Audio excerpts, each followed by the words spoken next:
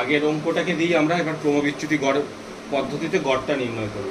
কি করে করব না, আগের যেটা আমরা করেছিলাম কি কল্পিত গড়, কল্পিত গড়ে যতগুলো স্টেপ করেছি ডিআই পর্যন্ত করতেই হবে, বয়স, তার রোগীর সংখ্যা, শ্রেণীসীমানা, মধ্যক, ডিআই অবধি করতেই হবে, ঠিক আছে।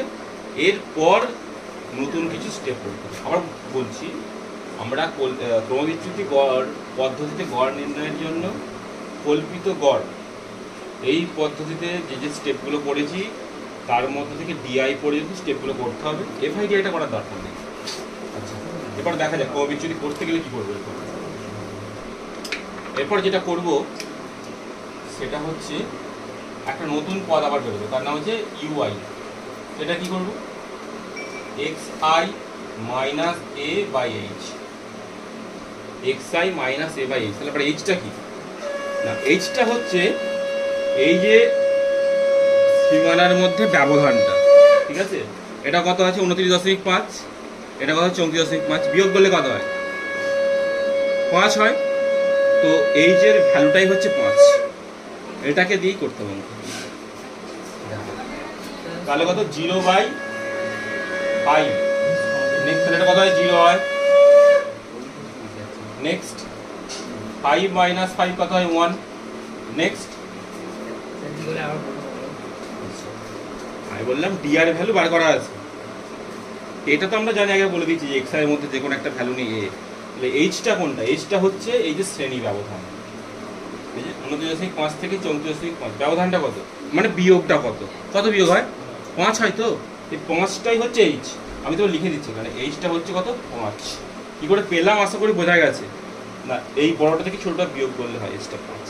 তাহলে এরপরে কাজ কি, ওপরে এক্স আই মাইনাস এ মানে কোনটা, আমি দ্বিতীয়বারে বিয়োগ করতে যাবো না, অলরেডি ডিআই করাই আছে, ওটা ডিআই কে এই এইচ দিয়ে ভাগ করব। ওকে, তার মানে আমি X I minus A by এইচটাকে আমি এটা মুছে দিয়ে ডিআই বাই এইচও লিখতে পারি, D I by H, no problem, D I by H O লিখতে পারি। তাহলে তারপরেরটা করবো, প্রত্যেকটা ক্ষেত্রে আমার 5 ভ্যালু, জাস্ট এইগুলো প্রত্যেকটাকে 5 দিয়ে ভাগ করে দিতে হবে। 10/5 যার রেজাল্ট 2, তারপর 15/5 যার রেজাল্ট 3, তারপরে 20/5 যার রেজাল্ট 4, দেন 25/5 যার রেজাল্ট 5। আশা করি হয়ে গেল। এর পরের স্টেপটা কি, প্রত্যেকবারই শেষকালে যে স্টেপ হচ্ছে সেটা হচ্ছে এফআই এর সঙ্গে শেষের যেটা বেরোচ্ছে এটা গুণ করতে হচ্ছে। পরের স্টেপ এফআই ইউআই। আবার বলছি, প্রত্যেকটা স্টেপে হয় একবার এফআই এক্সআই করেছি, একবার এফআই ডিআই করলাম, এবার এফআই ইউআই করবো, এফআই ইউআই। তাহলে এফআই ইউআই মানে কি, এফআই আর ইউআই এর গুণফল 10 আর এখানে 0, 10কে 0 দিয়ে গুণ করলে কত হয় 0। নেক্সট 12কে 5 দিয়ে গুণ, 12 5 গুণ করলে কত হয় 60। নেক্সট 15 গুণ 10, নেক্সট 6 গুণ 15, নেক্সট 4 গুণ 20, 4ই তো।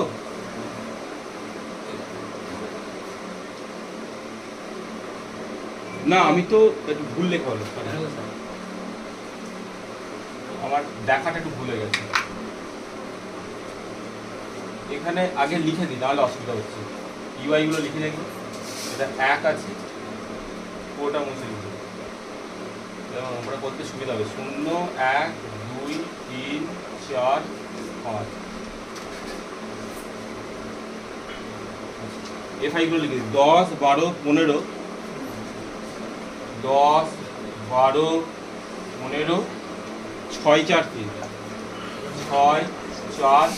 এবার ঠিক আছে, এইভাবে করলে আমার ভুলটা কম হবে। তাহলে এটা কত হবে 0 0 12 30 18 16 15, ঠিক আছে। আর শেষ কাজ আমরা এমনি করে কি করি, সামেশন এফআই ইউআই বার করি, যোগ করি। তাহলে গুণটা করলাম এফআই ইউআই, এবার যোগটা করতে হবে। 5 6 11, 11 19, 19 আর 2 21, 21 1 আর 2, 2 আর 1 3, 1 4, 1 5 আর 3 8 আর 9, তাহলে 91, 91। ঠিক আছে? আমার এই পর্যন্ত অঙ্ক থেকে যে যে তথ্য বার করে ফেলেছি। তাহলে গড়, তাহলে গড়ের ফর্মুলা কি না এক্স বার সমান a plus a plus summation fi ui by summation fi into h। তাহলে এর ভ্যালু কত? এর ভ্যালু ছিল কত? 32 প্লাস 9 বাই 91 বাই 50, আর এইচটা কত? এইচটা ছিল আমার 5, কাটাকাটি করি 5 10 50, তাহলে 32 প্লাস 10 এর 1 ঘর সহলে 9.1 যোগ করলে কত হয়? 41.1। তাহলে আবারও দেখলাম এক্স আর এক্স বারের ভ্যালু কত? 41.1।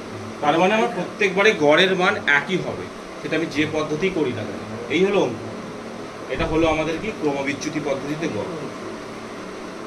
ক্লাস 10 রাশিবিজ্ঞানের এই কটাই ছিল পদ্ধতি গড় নির্ণয়, আর কোনো পদ্ধতি নেই।